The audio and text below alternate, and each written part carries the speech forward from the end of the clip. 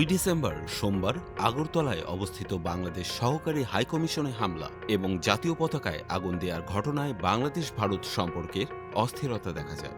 সেদিন রাতেই এক সংবাদ বিজ্ঞপ্তি প্রকাশ করে বাংলাদেশের পররাষ্ট্র মন্ত্রণালয়। হিন্দু সংঘর্ষ সমিতির দ্বারা এই আক্রমণের ক্ষোভ প্রকাশ করে নিজেদের বক্তব্য তুলে ধরে। ঘটনা প্রবাহ দেখে তারা মনে করছেন যে হামলাটি পূর্ব পরিকল্পিত এবং এটি কূটনৈতিক সম্পর্ক বিষয়ক ভিয়েনা সনদের লঙ্ঘন। এছাড়াও ঘটনাস্থলে আইন শৃঙ্খলা বাহিনীর গাফিলতির কথাও উঠে আসে বিজ্ঞপ্তিতে। এরপর অবশ্য দুঃখ প্রকাশ করে বিবৃতি দিয়েছে ভারতের পররাষ্ট্র মন্ত্রণালয়। তারা বলেছে, কোনো অবস্থাতেই কূটনৈতিক সম্পত্তিকে লক্ষ্যবস্তুতে পরিণত করা উচিত নয়। আগরতলা মিশনের নিরাপত্তার দায়িত্বে থাকা ৩ পুলিশ সদস্যকে বরখাস্ত করা হয়েছে বলেও দিল্লির পক্ষ থেকে জানানো হয়। ইতিমধ্যে আগরতলা মিশনে ভিসা সেবা কার্যক্রম বন্ধ করে দিয়েছে বাংলাদেশ। ঘটনার প্রতিবাদে বাংলাদেশের ক্ষুব্ধ প্রতিক্রিয়া জানিয়েছে বৈষম্য বিরোধী ছাত্র আন্দোলন সহ রাজনৈতিক দলগুলো। ঢাকা বিশ্ববিদ্যালয়ের অমুসলিম হল থেকেও একটি বিক্ষোভ মিছিল হতে দেখা গেছে। মঙ্গলবার ঢাকায় নিযুক্ত ভারতের হাইকমিশনার প্রণয় ভার্মাকে পররাষ্ট্র মন্ত্রণালয় তলব করে। প্রণয় ভার্মা সাংবাদিকদের বলেন, আমরা বন্ধু থাকব। আমরা একটি ইতিবাচক, টেকসই ও গঠনমূলক সম্পর্ক তৈরি করতে চাই। আমরা অনেক বিষয়ে কাজ করছি। অনেক বিষয়ে আমাদের পারস্পরিক নির্ভরশীলতা রয়েছে।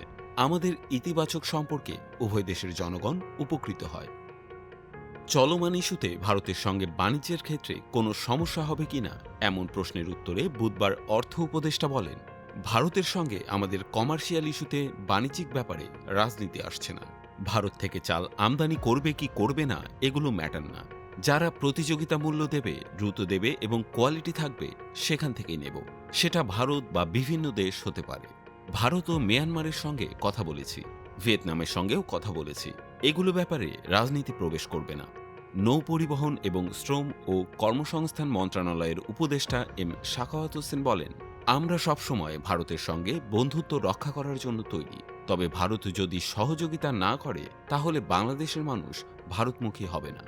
এদিকে আইন উপদেষ্টা ড আসিফ নজরুল বলেন, আমরা সমমর্যাদা আর সমানাধিকারের ভিত্তিতে বন্ধুত্বে বিশ্বাসী। তবে ভারতকে বুঝতে হবে, এটা শেখ হাসিনার বাংলাদেশ নয়। এই বাংলাদেশ স্বাধীন, সার্বভৌম ও আত্মমর্যাদাশীল।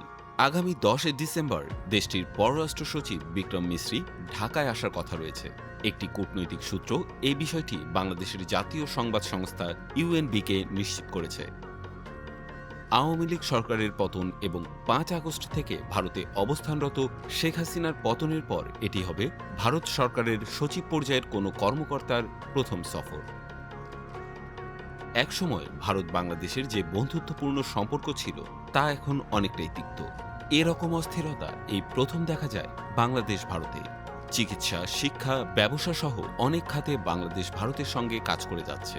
দুই দেশেরই একে অপরকে প্রয়োজন। তবে ভারতকে বুঝতে হবে, সরকার পরিবর্তনের পর এখনকার চিত্রও ভিন্ন।